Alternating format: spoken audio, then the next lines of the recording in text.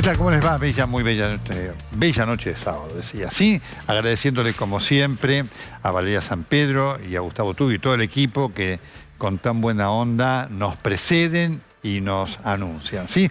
Bueno, por supuesto, jornadas intensas, programa intenso. Vamos a estar analizando la realidad política. Vamos a estar hablando con Rosendo Fraga, precisamente por este presente. Después de una semana de una intensidad impactante en la Argentina. Todas lo son, pero esta ha tenido algo en particular, por la caliente interna de las dos estructuras políticas que se disputan el poder. Y después vamos a estar hablando con el doctor Marcelo Struminger.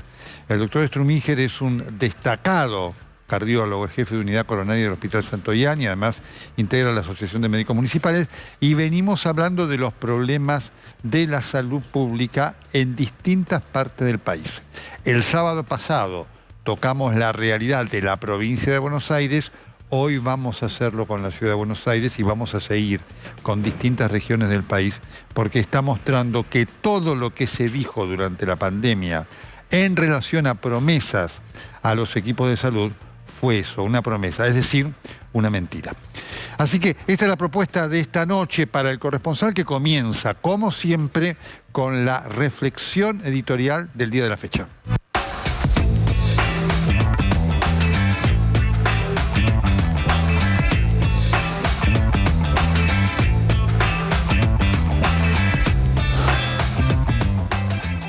Todo lo que está pasando en la política argentina es desopilante, disparatado, dramático, penoso.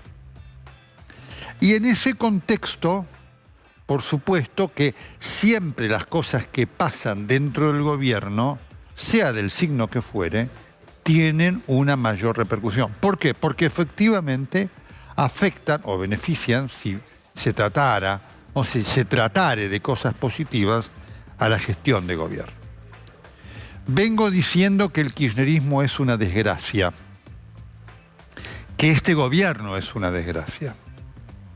Y los hechos de todos los días que protagonizan los integrantes del gobierno lo son. Ya voy a hablar de la oposición también. Pero obviamente uno se centra en el gobierno porque de los aciertos o los desaciertos depende nuestra suerte. El gobierno del kirchnerismo está absolutamente enfrascado y tomado por una interna feroz que no tiene ni límites ni fin.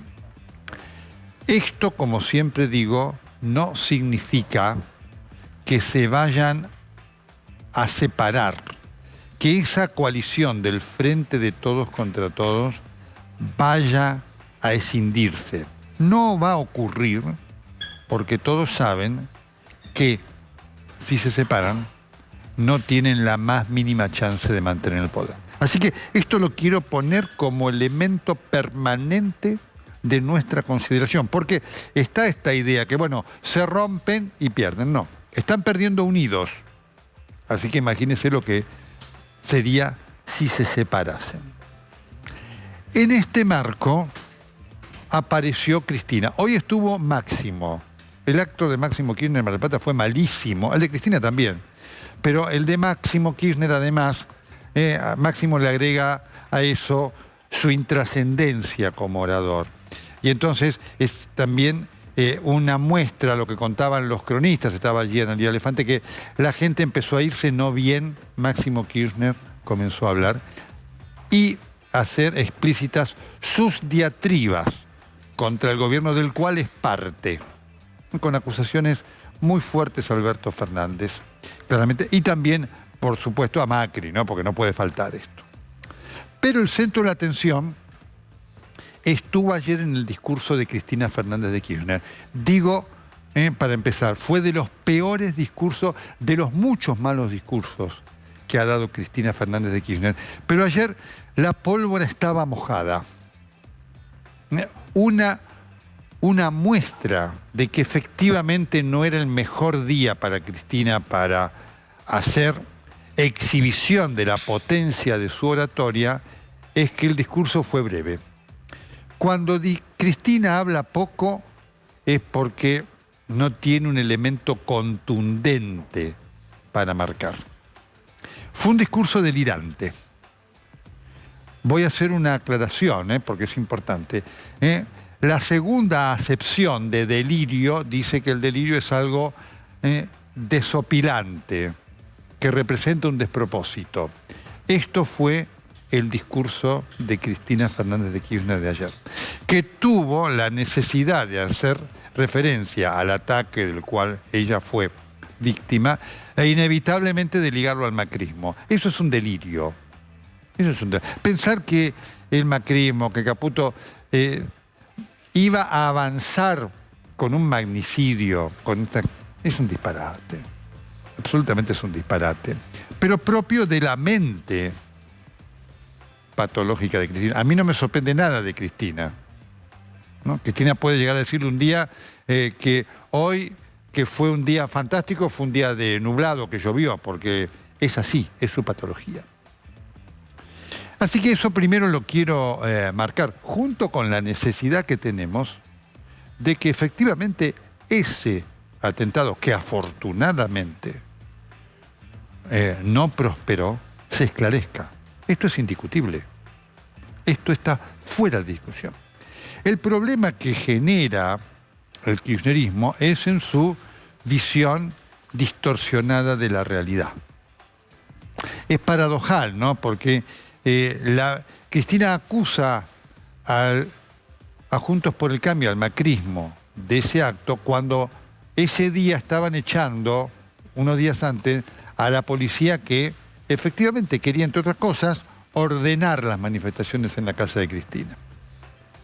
Pero esto es Cristina. Pero junto con esto que marcó este aspecto de delirio de Cristina, estuvo la confusión y la contradicción. Eso sí que es un tema importante para tenerlo en cuenta. Es decir, Cristina tiene una ignorancia supina de cosas elementales que tienen que ver con la economía. Una vez Lustó la definió muy bien. Lustó fue su ministro de Economía durante los primeros meses y ahí aprendió algo que él refleja muy bien. Dice, Cristina habla de lo que ignora como si supiera y pasa todo el tiempo. Cuando empieza a hablar del tema económico, claramente exhibe allí su ignorancia y además su necesidad de ver cómo desvía hacia otro lado el brutal ajuste que está llevando adelante su gobierno.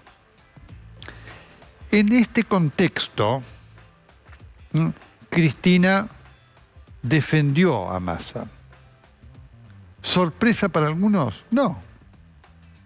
Confirmación de que Cristina no tiene ninguna otra posibilidad de atarse a la suerte de Massa. Si Massa se fuera, como lo quieren muchos dentro del kirchnerismo, entre ellos Kicillof, a pesar que lo desmienta, Kicillof critica mucho la gestión económica de Massa, no tienen a nadie. No hay dentro del gobierno nadie que pueda hacerse cargo de lo que representa esta bomba económica en la cual navega el kirchnerismo. He aquí un problema grave. Grave para Cristina, grave para nosotros. En esta concepción, además de lo que ayer exhibe Cristina, está esta idea de que los males que estamos pasando no tienen que ver con su gobierno. Cristina está buscando, está tratando de ver cómo se despega. Y el discurso de Máximo Kirchner de hoy va en ese sentido. Está en juego una decisión muy importante ahora para la vicepresidenta. Si ser candidata a la presidencia en 2023 o no. tiene una tentación y tiene un riesgo. La tentación es la de puedo volver, alimentada por el triunfo de Lula en Brasil, del cual el gobierno está haciendo una mala lectura, entre ellos Cristina. El tema que ve Cristina es que si pierde la elección, se queda sin fueros. Y eso para ella es fatal. Porque sería sorprendente que en alguna de las causas muy graves que está ventilando la justicia no fuera condenada. Así que el tema de Cristina es si va a ser candidata a la presidencia o candidata a la senaduría en la provincia de Buenos Aires. En la provincia de Buenos Aires puede ganar. Y si perdiere, tiene la posibilidad de entrar como tercer senador por la minoría. En la presidencia o gana o pierde. Y si pierde, se queda, desde el punto de vista de los fueros, en la calle. Esa es de incógnita que la carcome. El operativo Clamor tiene reminiscencias de lo que pasó en 2011. En 2011 también Cristina mantuvo la incógnita que muchos creyeron hasta el final. No había ninguna incógnita, Cristina iba a ser la candidata. Las cosas estaban mejor y se había producido un hecho lamentable, por supuesto, como fue el fallecimiento de Néstor Kirchner, pero que potenció la candidatura de Cristina. Hoy las cosas son diferentes. Hoy la situación económica es catastrófica y no va a ser mejor el año que viene, por más platita que haya dentro del gobierno. Decía que el gobierno está envalentonado por el triunfo de Lula en Brasil, que fue importante. Pero el gobierno está haciendo una mala lectura de lo que fue ese triunfo, de las circunstancias que llevaron a ese triunfo y de lo que Lula está anunciando va a hacer en su gobierno. ¿No? El primer elemento que hay que tener en cuenta es que Lula era opositor. Aquí el gobierno es oficialista. Es un punto determinante. El segundo punto es que Lula debió recurrir a una coalición muy amplia con sectores de la derecha para poder vencer a Bolsonaro. Y lo venció ahí nomás. Hoy el kirchnerismo no está en estas condiciones. Y el tercer punto, que es el más importante, el kirchnerismo debería escuchar lo que está diciendo Lula. Cuando dice, no voy a gobernar contra nadie y voy a gobernar con los sectores del capital. Brasil. Un discurso de un hombre que aprendió a ver cómo es la realidad, cosa que el kirchnerismo no. Esto es lo que se está viviendo. En el medio están nuestros problemas. Del discurso de ayer de Cristina, del discurso de hoy de Máximo Kirchner, no aparece ninguna alternativa para solucionar nuestros problemas. La inflación, la inseguridad, la falta de trabajo. No aparece ni una palabra. Esto es lo dramático del momento que estamos viviendo, porque entonces se está discutiendo de algo abstracto para nosotros. Estamos hablando con los médicos, ¿no es cierto? Para mostrar una realidad. ¿Usted escucha al gobierno actual hacer eso o no? Tampoco escucha a la oposición, que está enfrascada en las mismas peleas en las que está enfrascado el gobierno. Entonces, este es un punto también clave que hace dramático, que torna dramático el presente de la Argentina con proyección a futuro. Las palabras que se dicen, los gestos que vemos, tienen un denominador común en oficialistas y opositores: la pelea. Es impresionante. Todos están enfrascados en pelearse con el otro. Dentro del frente de todos Cristina con Alberto Fernández con Máximo Kirchner. Dentro de No tan juntos por el cambio, Rodríguez Larreta con Patricia Bullrich con Macri, Milei que no está dentro de Juntos por el Cambio, pero que está dentro del mismo espectro peleándose con los otros. Es increíble. Es increíble. Y es espantoso. Porque la realidad argentina exige soluciones que por su dramatismo necesitan consenso, inteligencia, sabiduría, prudencia, flexibilidad, evaluación de las consecuencias. Toda esta es la complejidad de la realidad argentina. Este gobierno ha fracasado. El gobierno de Macri fracasó. El de Cristina también fracasó en cuanto a buscar las reales soluciones de la Argentina que permitan hacer de nuestro país un país vivible para todos. Un país en donde la dignidad de las personas pueda concretarse todos los días en un hecho que es fundamental para la dignidad de las personas, que es el trabajo. Entonces, lo que vemos hoy del gobierno confirma lo que dijimos hace año y medio. Hace año y medio, cuando el gobierno decidió atarse al afán confrontativo de Cristina, dijimos: Alberto Fernández tiene un solo destino, es el del fracaso. Hoy lo vemos. Y no hay perspectiva de que esto cambie para el año que viene. Gane o no gane la elección.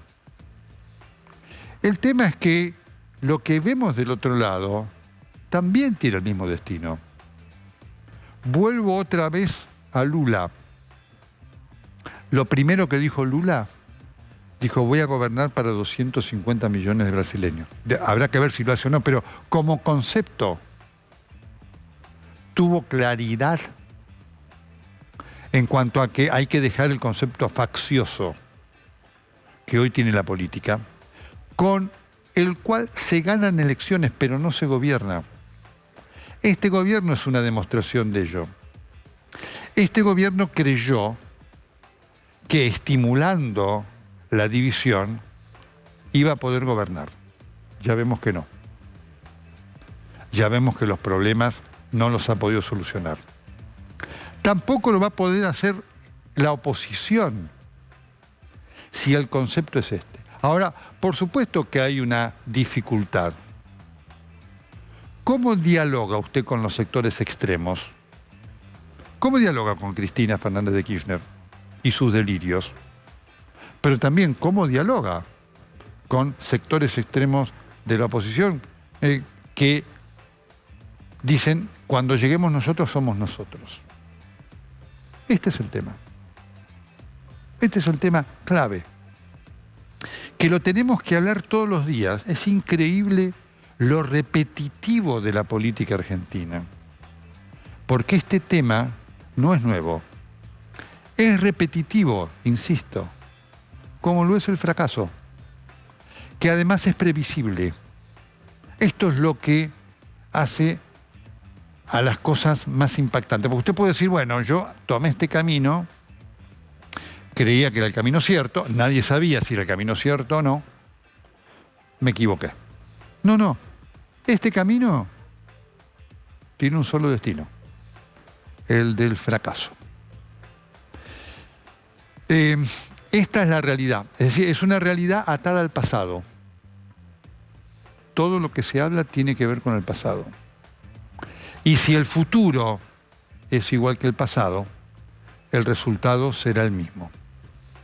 Insisto para cerrar, es lo que demuestra este gobierno, que de eso no toma nota. Los que aspiran a ser gobierno, ¿tomarán nota de ello? ¿Y demostrarán haber aprendido de la historia? Cierro con esto. Hay una frase que dice: La historia enseña, es verdad, pero eso no significa que se aprenda. Usted puede, un maestro, puede enseñarle a su alumno. Habrá que ver si el alumno después aprende. En la Argentina, la historia nos enseña muchas cosas. La dirigencia política del presente demuestra no haber aprendido ninguna de ellas.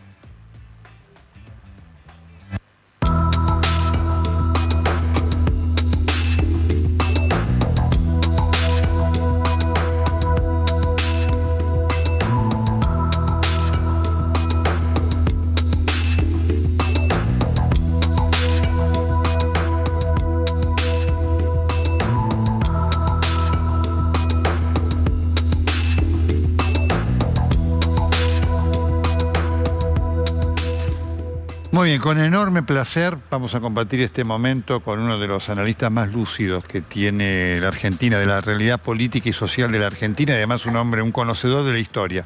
Rosendo Fraga. ¿Qué tal, Rosendo? ¿Cómo estás? Bella noche. Muy bien, Nelson. Gracias por llamarme. Por favor, gracias a vos. ¿Cómo estás? Bueno, tantas cosas para hablar que no queremos desperdiciarte un minuto. ¿Tu opinión del discurso de Cristina ayer? A ver, políticamente, más importante que el discurso son las consignas de la tribuna, políticamente. ¿Qué coreaba la tribuna? Cristina Presidente. Ella no lo decía, lo coreaba la tribuna. Todos sabemos que las tribunas políticamente están organizadas, ¿no es cierto?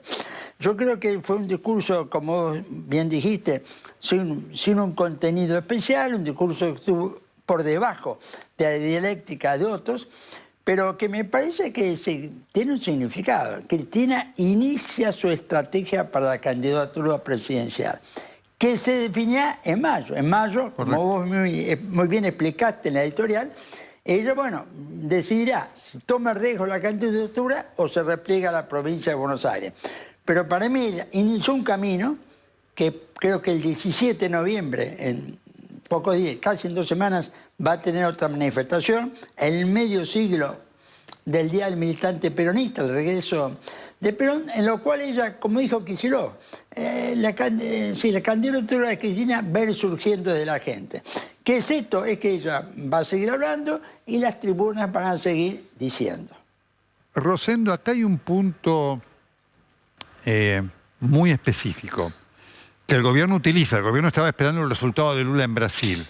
¿Vos ves un paralelismo entre aquello y esto que el kirchnerismo quiere tomar, que Cristina quiere tomar para avanzar con su posible candidatura presidencial?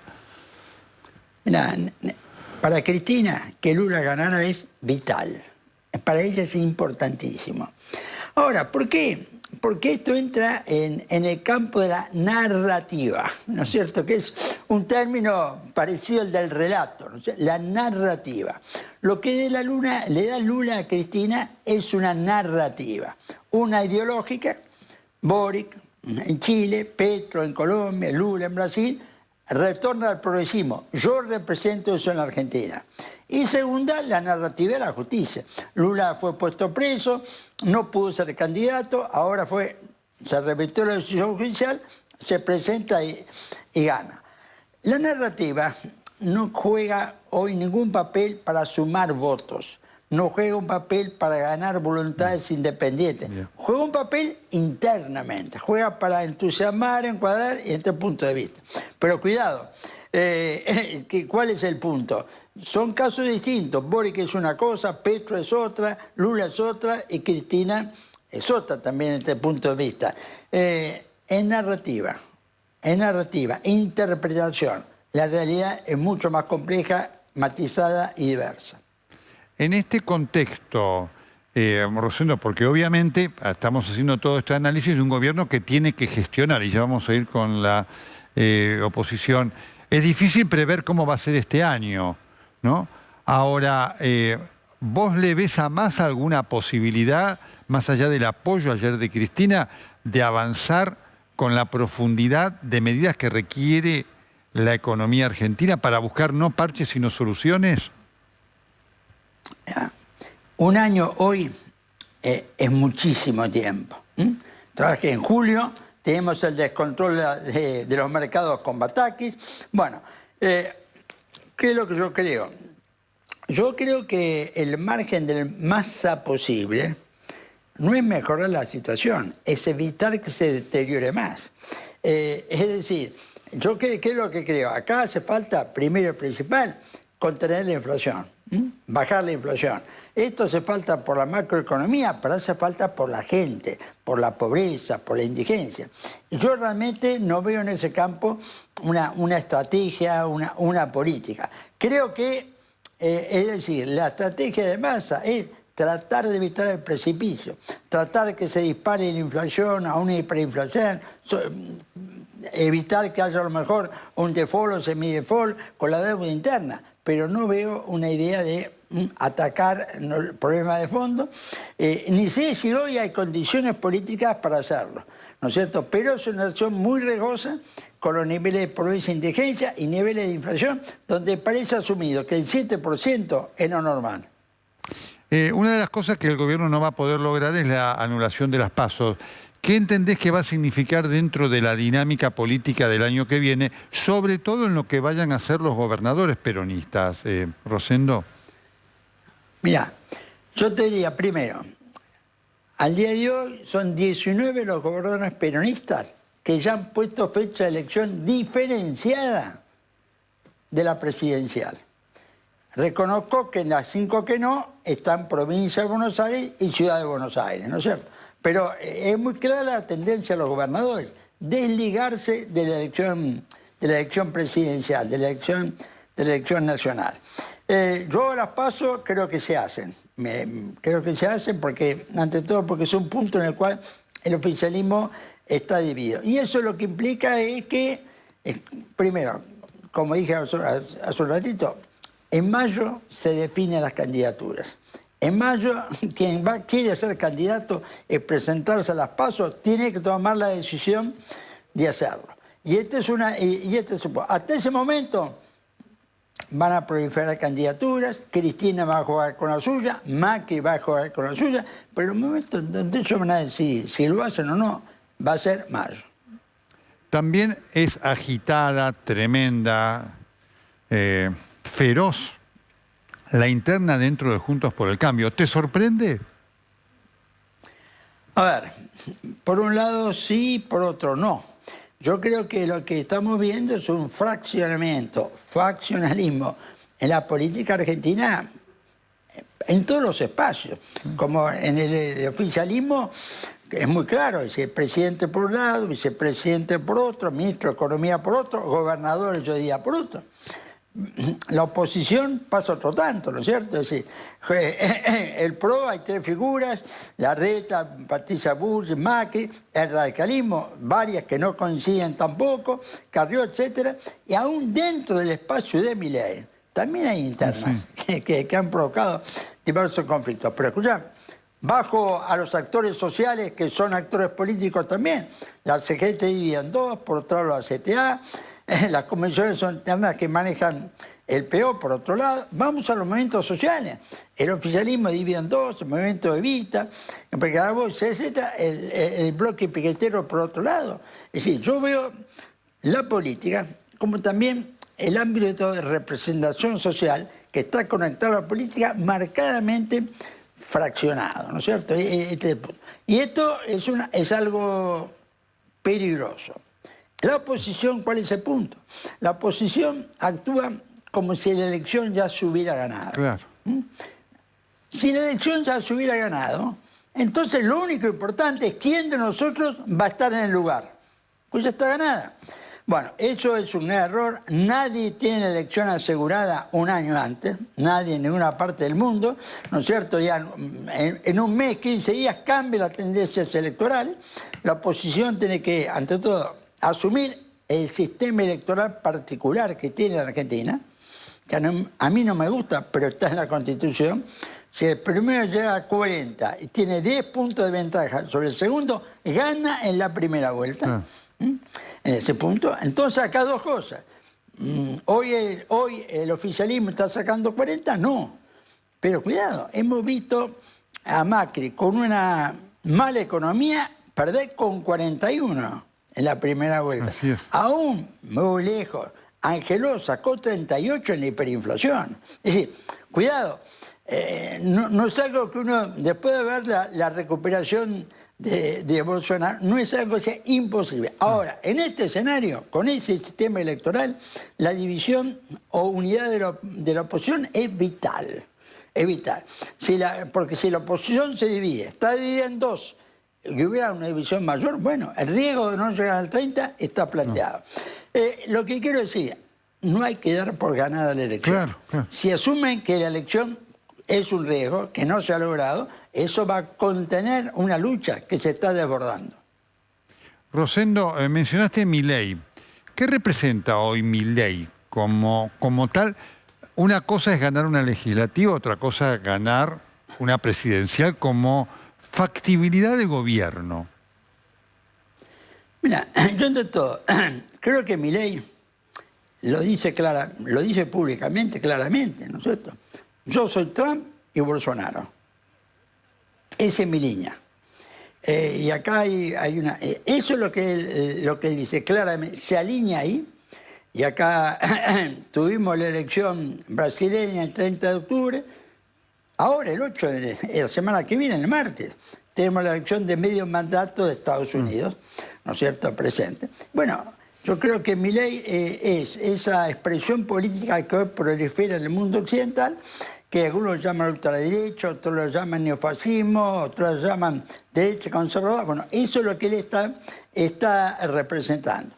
Ese tipo de expresiones, como pasa con Milei, son las que más canalizan la antipolítica, las que más canalizan el cuestionamiento al sistema político tradicional, aunque proviene también del sistema político en algunos casos. Entonces yo creo que es un candidato que claramente le saca más votos a Juntos por el Cambio que al frente de todos, ¿no es cierto?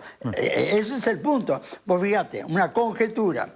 Si Milei saca 17, 18, es muy difícil que Juntos llegue al 30. Claro.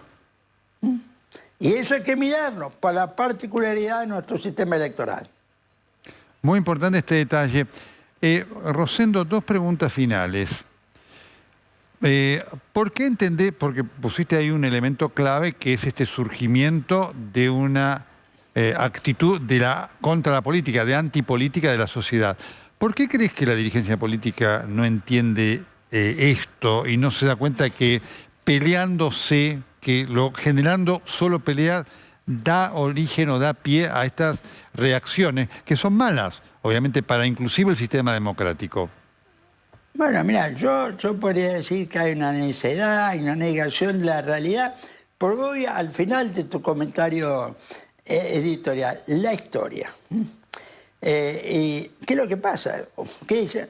No, miremos la historia. Un personaje como Milei nunca va a poder ser presidente de la Argentina.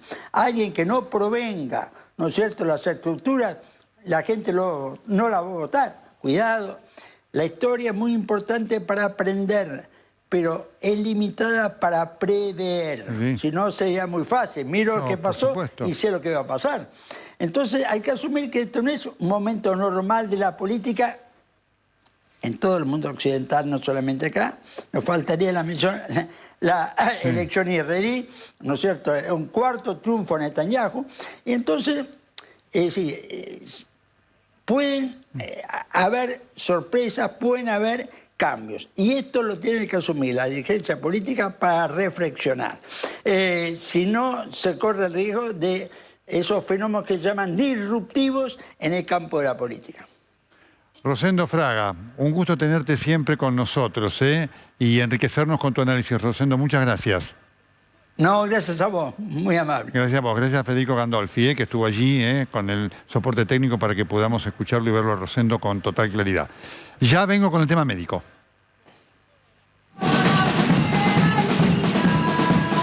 Estamos pidiendo principalmente por una recomposición salarial en un contexto en donde se está complicando muchísimo para un montón de compañeros y compañeras de llegar a fin de mes, de pagar su alquiler, de mantener a sus familias. Pero bueno, es un reclamo también dentro de un reclamo mucho más grande, que es el vaciamiento hace años que está haciendo de la salud pública, bueno, y ahora particularmente nuestro reclamo en la ciudad de Buenos Aires. un R1, que es un profesional de la salud, enfermero, psicólogo, médico, lo que sea, que ingresa a la carrera, en este momento está cobrando 300 pesos la hora. Son 121.000 pesos en mano. Nosotros lo que estamos reclamando es un salario que sea igual a la canasta básica familiar.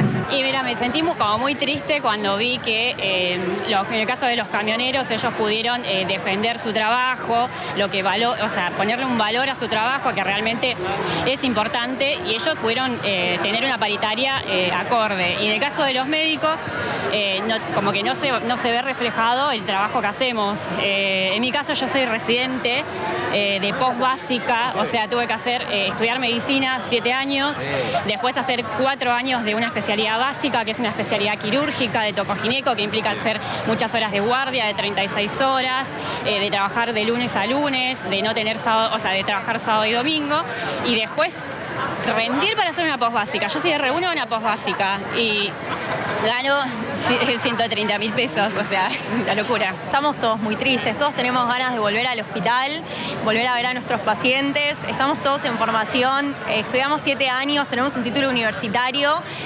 Nosotros, nuestro grupo, estamos en nuestro primer año de formación, tuvimos simplemente menos de un mes y ahora a la espera. ¿Te imaginabas acá sobre el pavimento de la Avenida de Mayo?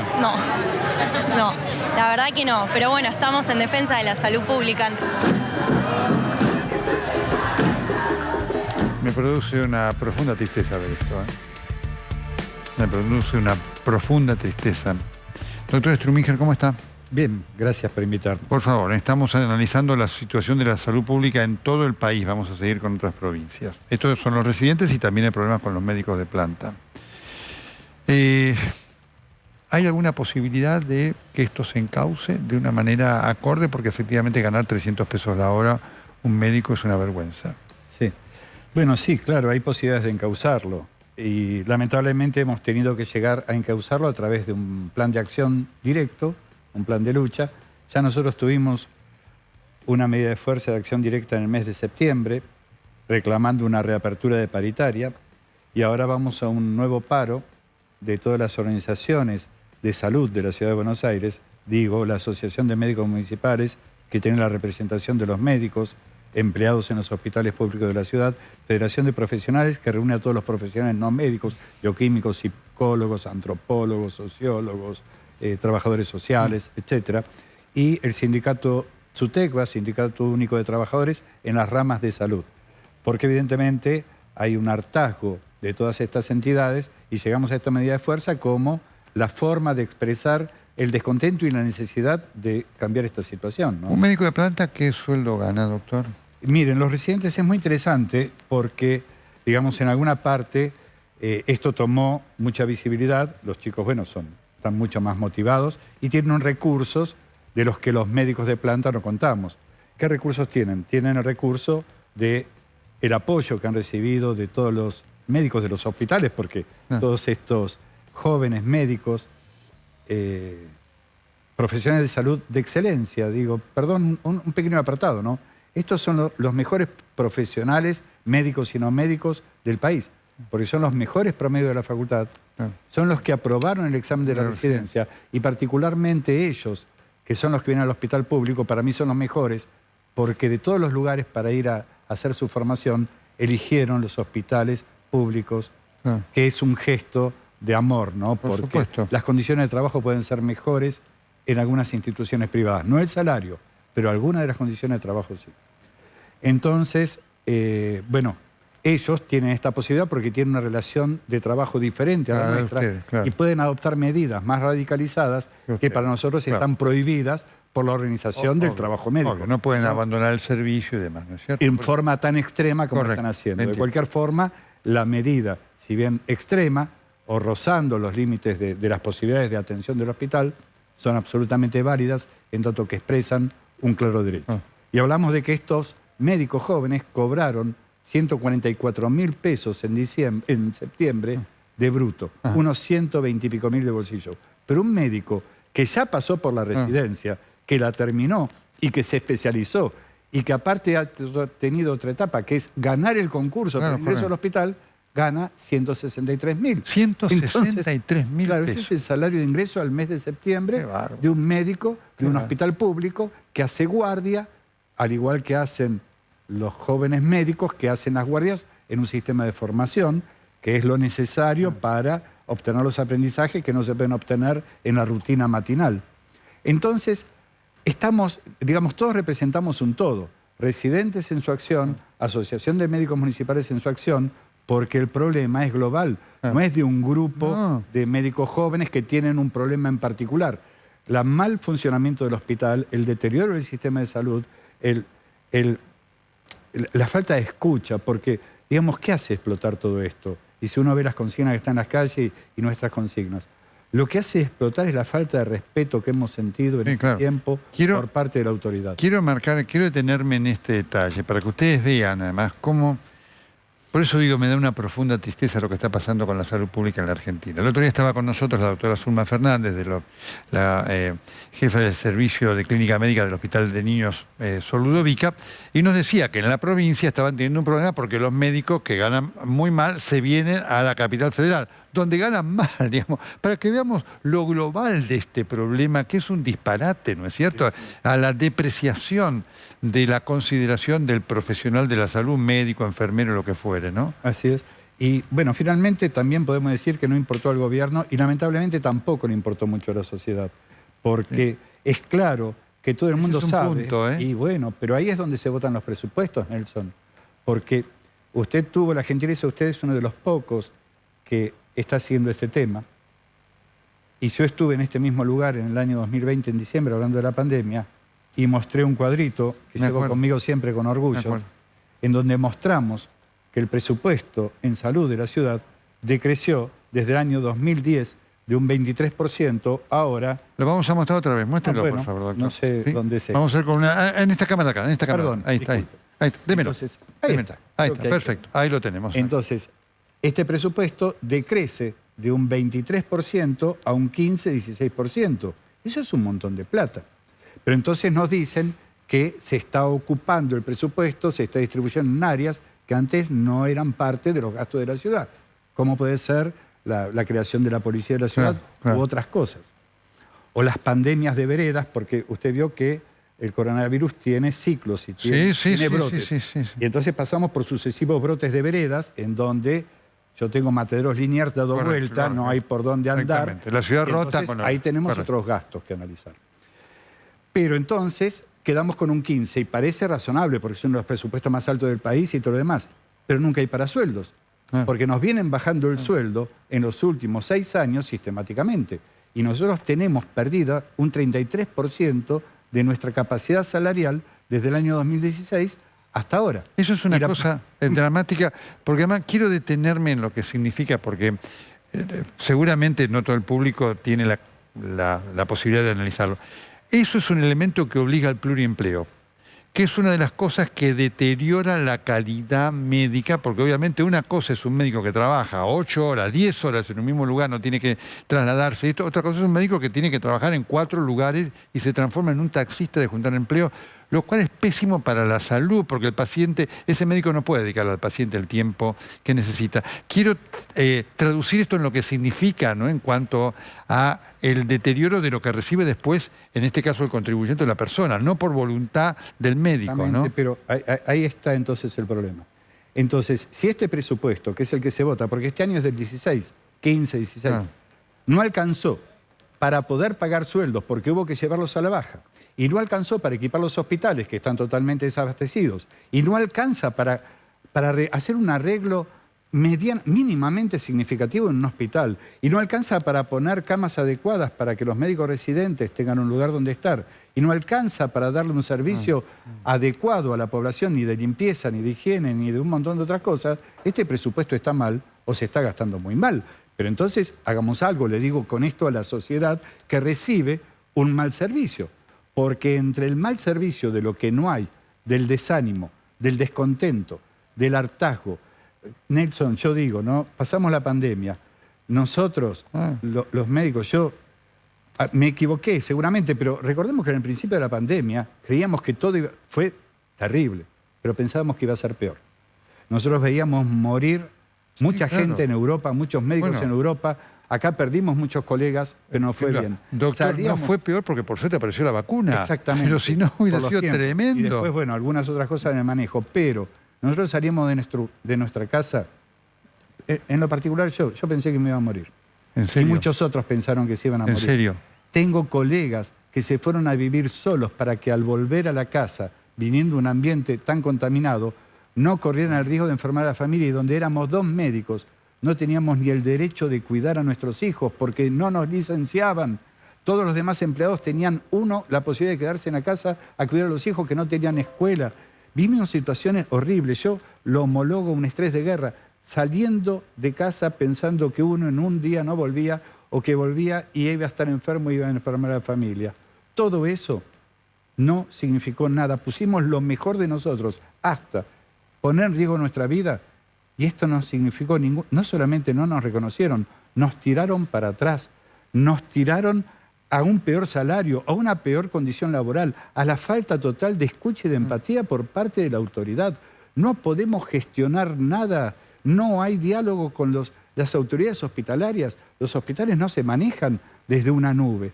Toda esta situación de hartazgo, todo esto tiene que canalizarse en alguna parte. Y esta situación salarial médica nunca fue buena. Pero teníamos un salario que eran 2 veces la canasta básica. Claro, en un promedio. Digamos hoy no. 250.000 pesos. Doctor, y ahora estamos rozando la línea de pobreza. Ahora quiero ir a esto, ¿no? Salario básico, 160.000. Quiero que me diga después cuánto... Básico, total. De total, por supuesto, sí. Lo que entra un médico cuando entra el médico de planta, a esto me refiero. Quiero que me diga, cuando volvamos de la pausa, cuánto gana un médico jefe de servicio como usted después de 25 o 30 años de antigüedad. Estamos con el doctor Marcelo Strumíger, es el jefe de la unidad coronaria del Hospital Santoianni. Esta es la realidad. Ya seguimos. Bueno, estamos con el doctor Marcelo Strumíger, que es el jefe de unidad coronaria del Hospital Santoianni y además, por supuesto, integrante de la Asociación de Médicos. ¿Cuánto gana un jefe de servicio, doctor? Y un jefe de servicio depende, pero un jefe de sección, que es la primera jefatura, gana 30.000 pesos más que el cargo que tendría por la progresión en el cargo. Un jefe de unidad puede estar ganando hoy 40.000, 45.000 pesos más. De hecho, tenemos, digamos, el deterioro es tan grande, Nelson, el desánimo, el desaliento, el que nada vale la pena porque no me reconocen, porque no me pagan, porque no me dan los elementos, porque no tengo los recursos técnicos, porque no tengo un instrumental. Que muchas veces en la jefatura, que eran cargos codiciados por el prestigio, ¿Quedan vacantes? Quedan vacantes. Qué bárbaro. O se postula una sola persona. Inclusive en este sistema que tenemos desde el año 2019, que son concursos abiertos. Participan todos los médicos del hospital, que es una buena cosa para llevar mejor nivel, pero no es un cargo deseable por un sueldo miserable. Tomar la responsabilidad del cargo es realmente una locura. Hay que tener mucho amor para hacer eso.